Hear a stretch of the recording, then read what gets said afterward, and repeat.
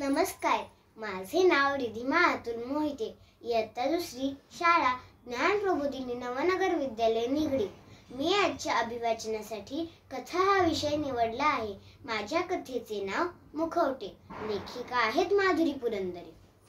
बालवाडीत तो दिवस आई बाबांच्या आणि आजी आजोबांच्या वर्गभेटीचा होता. ताई म्हणाल्या, आज आपण गंमत करूया हा. आई बाबा येतील तेव्हा सगळ्यांनी तोंडावर मुखवटे घालायचे. बघू आई बाबांना मुलं ओळखता येतात का? चालेल चालेल, मुले ओरडली. मग मुखवटे आपणच तयार करायचे. चला आता. मुलं भराभर कामाला लागली. कुणी रंगीत कागद तर कुणी स्वतःच रंग भरले.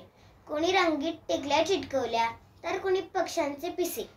कोणी वेगवेगळ्या प्राण्यांचे मुखवटे केले. यशनं सिंहाचा मुखवटा केला आणि कागदाच्या रंगीबिरंगी पट्ट्या लावून आयाळ तयार केली.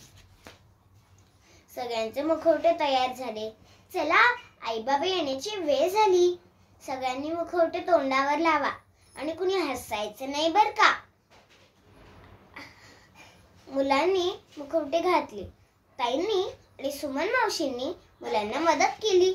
ओळख मी कोण आहे? नाही येत ना सांग ओळखता? मुलं एकमेकांना विचारत होती. ताईंनी वर्गाचं दार उघडलं.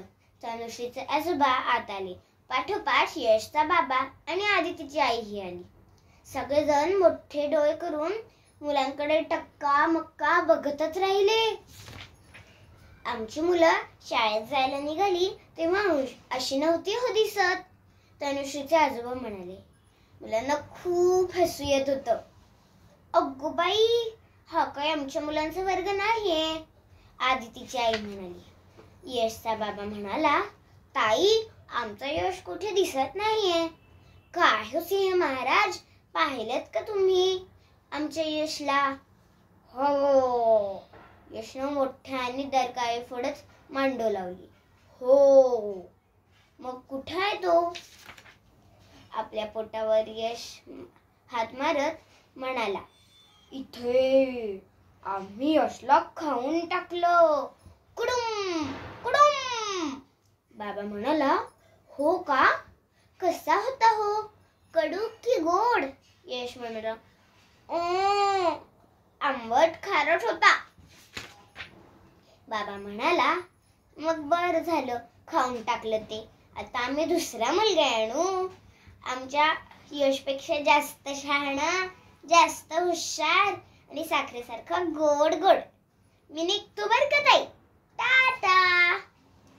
यश ओरडला, का हो, काय झालं? बाबा म्हणाला, तुम्ही यशला खाऊन टाकलं, आता आम्हाला दुसरा मुलगा आणायला नको का? मग आम्ही तुम्हालाच खाऊन टाकू, खाऊ का? यश बाबाच्या अंगावर येत म्हणाला, नको नको सिंह महाराज, सॉरी, पुन्हा नाही म्हणणार असं. बाबांना घाबरून उडी मारली आणि तो खुर्चीवर चढून बसला.